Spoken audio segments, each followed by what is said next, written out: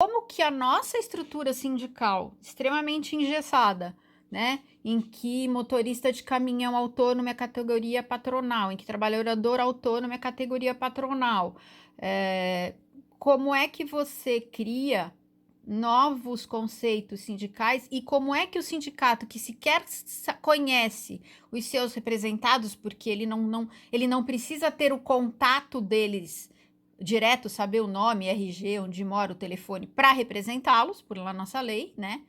Ele representa uma categoria amorfa, ideal enfim. Como é que você resolve isso com essa situação, por exemplo, que a Nádia colocou de quem representa quem, ou qual é a base territorial que eu vou considerar? Só provocações interessantíssimas. Vamos lá. Eu vou pegar alguns recortes aqui e vou tentar trazer alguma ideia, pelo menos trazer a reflexão a respeito do que eu penso.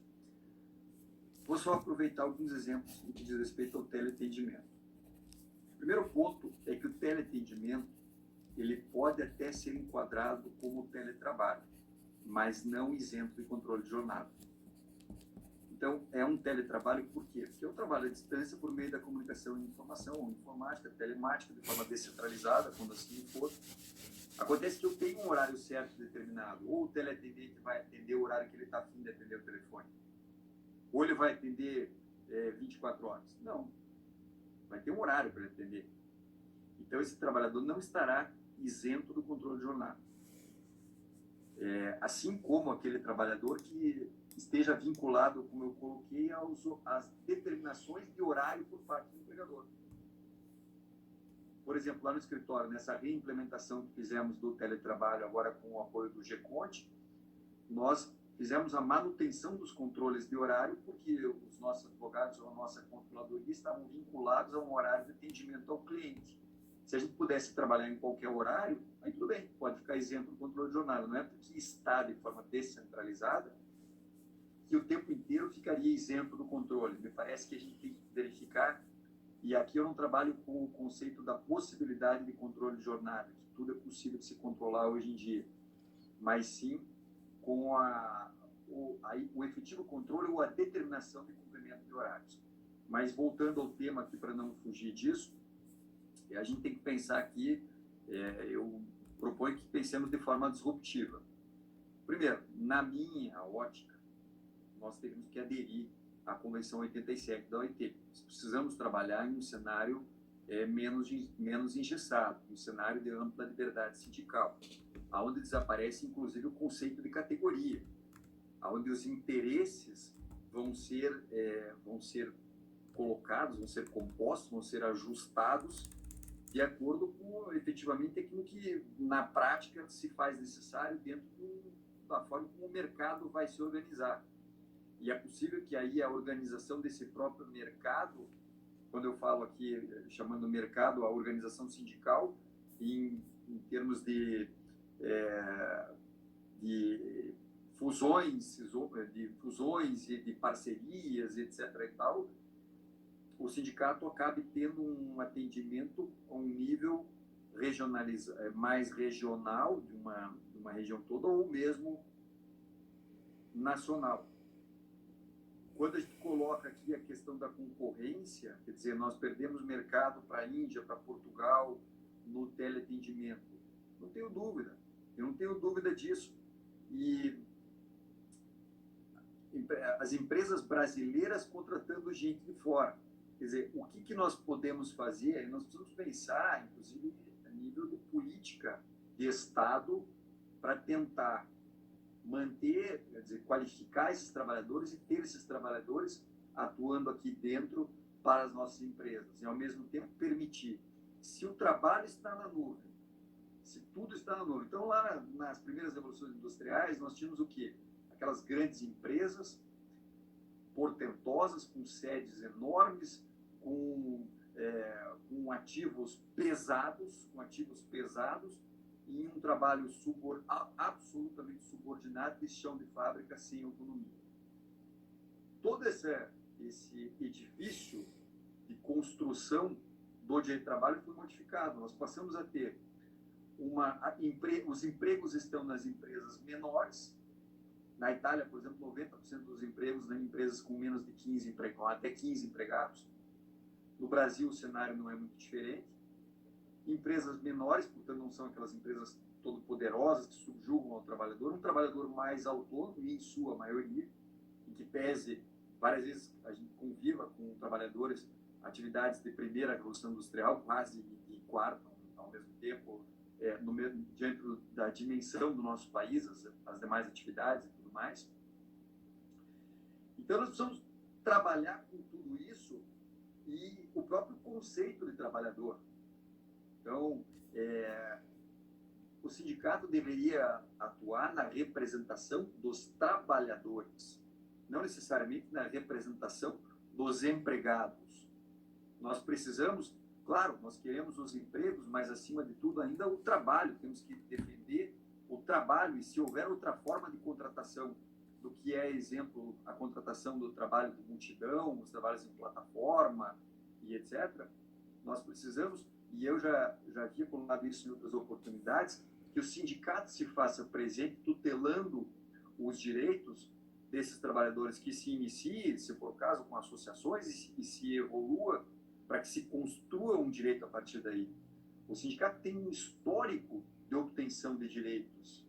O sindicato conseguiu diversos dos direitos que hoje fazem parte de direitos regulamentados, direitos previstos na legislação, partiram da organização sindical, partiram de pleitos do sindicato. Então, o sindicato, ele tem um sindicato que se coloque a mão na massa, que diga, não, eu vou me conformar às relações da revolução digital e começar a buscar esses elementos. E aí, gente, nós estamos diante de uma nova realidade. Estamos diante de uma nova realidade em que é importante que haja uma concertação social. É importante que nós aqui, contribuindo em discussões, todos os atores que participam dessas relações, trabalhadores, sindicatos, governo, busquem uma conformação dessas novas relações. E a gente construa um modelo que a gente possa aplicar de maneira que o nosso trabalhador, na medida que o trabalho está na nuvem, possa prestar trabalho, oferecer o seu serviço para outros países, inclusive, e, ao mesmo tempo, a gente tenha um cuidado com mínimos regramentos, por exemplo, para cuidar com essa situação que a empresa vai lá, ela vai contratar o trabalho em Uberlândia, porque Uberlândia é mais barato que em São Paulo, que o piso é menor da convenção, etc. e tal. Tá, mas peraí. Essa empresa está estabelecida em Uberlândia? Não está estabelecida em Uberlândia. Ela tem uma filial? Não tem uma filial. Não, ela vai abrir uma filial só para fazer isso. Quer dizer, mas o trabalho está sendo prestado e entregue para a empresa em São Paulo e tudo se desenvolve em São Paulo. Em Uberlândia, de repente, ela montou uma filial que não existe. É uma filial de fachada. Então, será que esse trabalho realmente poderia ser aplicado à regra de Uberlândia ou deveríamos pensar com a regra de São Paulo? Vamos sempre pensar na boa-fé. Agora, se houver má-fé, nós vamos ter que investigar. Um pouquinho de reflexões com base, tentando enfrentar esses difíceis temas que foram colocados para vocês aí apreciarem, a partir daí, esses elementos. A Mirati quer fazer uma intervenção aí? Obrigada. Acho muito, muito pertinente aí a sua fala, o ponto colocado. E concordo, acho que a boa-fé tem que ser observada, como a má-fé também deve ser observada, né?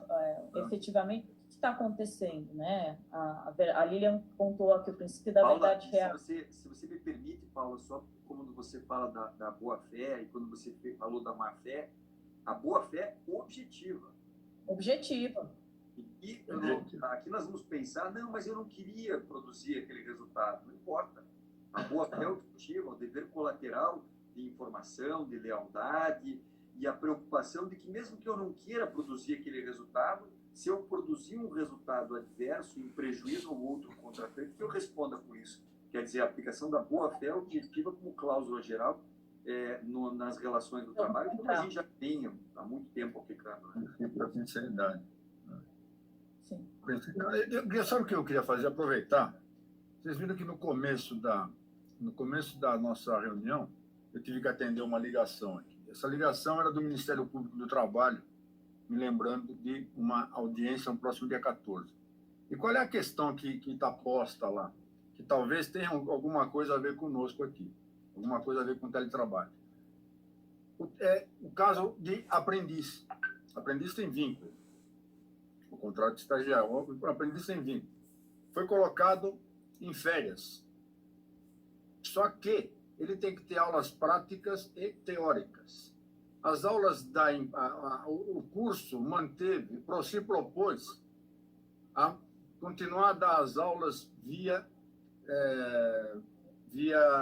teleconferência, né? via videoconferência. Ele fez uma denúncia no Ministério Público dizendo, portanto, que não está em férias, por causa deste teletrabalho que ele está tendo de assistir às aulas da casa dele. O que te parece isso, doutor Sérgio? Amirati, desculpa, deixa eu só fazer uma interrupção aqui. Que prestígio, hein? Nunca recebi uma ligação do Ministério Público para me lembrar de audiência. Mas tudo bem, pode seguir isso aí. Olha, o dia que a gente chegar nessa moral do Amirati, olha, tá tranquilo, eu também. Mas enfim, nós fomos notificados essa semana e aí ele ligou, porque eu não me manifestei ainda, ele deu 5 dias de prazo para juntar documentos e tal, e o 5º dia é só segunda-feira. Então, como eu fiquei quieto até agora, ele disse que, na dúvida, ele ligou exatamente quando estava começando a nossa aula. E a denúncia são 2 denúncias, na verdade, uma em relação à suspensão do contrato e outra em relação a férias. Ambos os aprendizes, são 2 aprendizes, um diz que não está com o contrato suspenso e o outro diz não estou em férias, porque por teleconferência ele tem que continuar assistindo às aulas. O que o senhor acha disso? São situações complexas. Agora, eu teria que entender o problema. Eu tendo a achar, contrariamente ao meu cliente, eu tendo a achar que eles têm razão. Eu teria que entender o programa, porque o programa do qual esse aprendiz participa, essas aulas não sofreram interrupção e ele não pode continuar com essas aulas posteriormente, porque me parece... Porque o Senai optou por mantê-las. Desculpa, não entendi. O Senai optou por manter as aulas, só que via computador, né? Via virtual. Pois é, mas aí a construção desse... Quer dizer, o programa de formação do aprendiz, ele está... Precisa ver a inserção desse programa dentro das atividades que ele realiza. Quer dizer, se esse programa não poderia ser postergado, até que ponto ele está vinculado ali com as atividades da empresa, que de fato me parece que há um risco bastante grande de se entender, e a própria portaria 10486, eu escrevi um artigo sobre isso, que ela traz alguns riscos, não só com relação ao teletrabalho, quanto diz respeito às fictícias reduções de jornada e salário, porque várias empresas fazendo redução de jornada e salário, e na verdade aquelas pessoas trabalhando o mesmo, ou às vezes até mais. E até mesmo a questão que envolve aqui, só pegando um gancho, com os comissionistas, e quando tem a redução de jornada e salário, quer dizer, quando se obtém o mesmo resultado, daí vão dizer, não, mas ele era comissionado e obteve o mesmo resultado, então ele continuou trabalhando, então não vale. Nós estamos num cenário, veja, num cenário, eu acho que teria que avaliar qual é, efetivamente, qual o benefício, qual o prejuízo, à luz do princípio da proporcionalidade, aí usando a adequação, necessidade e proporcionalidade em sentido estrito, para entender se, nesse caso concreto, esse aprendiz, ele teve, efetivamente, ele teve mais prejuízo ou benefício nessa relação, porque nós estamos num direito de exceção. Isso. Estamos num direito de exceção. Então, eu não posso ler, na minha ótica, o direito como se nós estivéssemos em CLTP. À luz do direito de exceção, é que eu tenho que fazer essa avaliação e, quem sabe, possa ser justificável. Em condições normais de temperatura e pressão, injustificável, e aí o contrato efetivamente não estaria suspenso. Agora, no cenário que nós estamos, qual vai ser a leitura que a gente vai fazer? Eu acho que ler o direito a partir da exceção do momento diferente que nós estamos vivendo é inusitado. Eu acho também, nesse caso, Amirati, o seguinte, o contrato de aprendizagem ele tem 2 requisitos básicos, a formação teórica e a prática. Se a formação prática não pode ocorrer via teletrabalho, porque a função para a qual ele está sendo treinado é uma função que exige atividade presencial, um dos pilares do contrato de aprendizagem não está presente. E se não está presente, não é um contrato de aprendizagem. Não adianta só ele estar tendo aula. O caminho que eu segui com os meus clientes foi fazer uma suspensão com um contrato tripartite com a instituição de ensino junto, né? Inclusive porque algumas instituições não estavam fornecendo aula e outros, o empregado, o aprendiz não tinha condições de assistir, porque ele não tinha condições de ter um teletrabalho. Então, assim, eu acho que a situação daí ela é muito esdrúxula pelo seguinte: se ele considera que o contrato está vigente, mas ele não tem formação prática, então ele deixa de ser aprendiz e se torna um empregado normal? O fato dele estar tendo antecipação de formação teórica e para ter a formação prática depois, eu não sei qual foi a solução que a empresa chegou, invalida o contrato de aprendizagem? O contrato de aprendizagem não pode existir sem formação prática. Pois é, mas a discussão em si foi o Senai se prontificou. Não tem problema nenhum, eu vou manter as aulas pela internet. Ninguém deu muita bola para cá. Não, tá bom, então tá. Passou, assim, de boa fé, batido. Só que o aprendiz foi ao Ministério Público e falou: pô, eu não estou em férias, eu estou tendo que assistir aula. É esse o ponto. Férias de aula. Então, na realidade, assim, alguns clientes, quando a gente não tinha a possibilidade, fosse da aula teórica, fosse da aula prática, eu entendo até que existe uma justa causa para a rescisão desse contrato, porque o teletrabalho não é possível. A questão da aprendizagem está muito mal regulamentada e para mim, uma das coisas que os acordos sindicais e convenções esqueceram. Que os sindicatos poderiam ter regulamentado essa situação dos aprendizes, porque por lei, se você tem só aula teórica e não tem formação prática, você não é um contrato de aprendizagem. Se você só tem a parte prática e não tem a aula, também não é. Você tem que ter os 3. Você tem que ter, né? Então, assim, para mim é um dos buracos que faltou que poderia ter sido regulado pelos próprios sindicatos, né? Gente, o tema a gente tem que encerrar, né? Infelizmente, a gente tinha feito outras perguntas, mas realmente é tanta... A intenção aqui mesmo era colocar os pontos mais controvertidos para discutir, mas são quase já 20 para as 11 e realmente, infelizmente, a gente tem que finalizar, porque acredito que as pessoas tenham outros compromissos, né? E, de qualquer forma, as perguntas que estão aqui no chat, nós tentaremos pegar e responder por e-mail, tá? Tentar discutir, não é? E aí o ponto que nós colocamos desde o começo não tem resposta certa e errada, mas tentar colocar para discussão, né? Espero que vocês tenham visto um pouco do lado da APES, que é uma pegada um pouco mais prática, né? Nós tentamos colocar essas questões que, tá bom, teletrabalho é muito legal, tá, mas e na prática, como é que funciona? Qual é o local? Então, para mostrar um pouco como a nossa associação pensa, né? A gente quer trazer muito mais essa parte técnica, sim, mas na prática, né? Como que... E discutir relações sindicais, né? Que precisa de várias reformas. Célio, como nós também defendemos a liberdade sindical e fizemos estudos aí, inclusive com as PECs que estão no Congresso, né?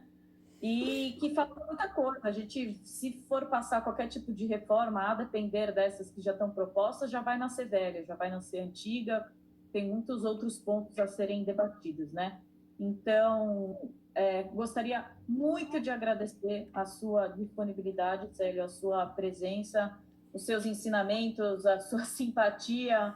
É muito bom discutir com você, que gosta muito do tema, é um super estudioso da matéria. Sim, e ainda bem as tecnologias, você aí de Curitiba consegue participar da nossa associação. Queria agradecer muito a presença de todos que conseguiram um tempo, mais do que nunca o tempo é o nosso ativo mais precioso, e que tiraram um tempo aí para participar da nossa reunião, para debater junto conosco, né? E felizmente as nossas reuniões agora vão ser fechadas só para os associados, essa foi a última aberta. E quem tiver interesse em participar da APRES, manda um e-mail para nós. Malu, coloca o nosso e-mail de contato aí. Estou colocando. Para o pessoal saber. Célio, palavra final com você. Muitíssimo obrigado em nome da APRES. Seu conhecimento aí para a gente discutir foi fundamental. Obrigada mesmo. Imagina, Paula, para mim foi uma honra, discussão de altíssimo nível, perguntas super difíceis e interessantes que nos fazem refletir. É uma alegria, estou sempre à disposição da APRES. Parte do que eu falei, se você me permite, está nessa obra aqui, trabalho em ambiente virtual pela LTR. E hoje saiu um artigo no Jota, tratando do teletrabalho pós-Covid, quais os principais desafios do teletrabalho pós-Covid. Então, gente, mais uma vez, uma honra, muito obrigado, Malu, muito obrigado pelo convite de todos vocês, obrigado pela atenção, Paula, obrigado, Nádia, obrigado, Amirati, forte abraço para vocês, fiquem com Deus, eu estou à disposição aqui de vocês para a gente procurar evoluir e tentar pensarmos juntos na construção de um cenário em que a gente usufrua do melhor do teletrabalho, porque o teletrabalho ele contribui decisivamente para a Agenda 2030, que é importante para que nós pensemos nas gerações presentes e futuras também. Aí tem, nesse sentido, quem quiser tem um artigo, Contribuições do Teletrabalho em Prol da Agenda 2030, que eu escrevi nesse último livro coordenado pelo professor Nelson Manriche no ano passado, onde a Paula é minha colega, minha querida colega lá no Getrado. Então, gente, muito obrigado. Foi uma honra e uma alegria. Obrigada, pessoal. Obrigada, Célio. Obrigada a todos.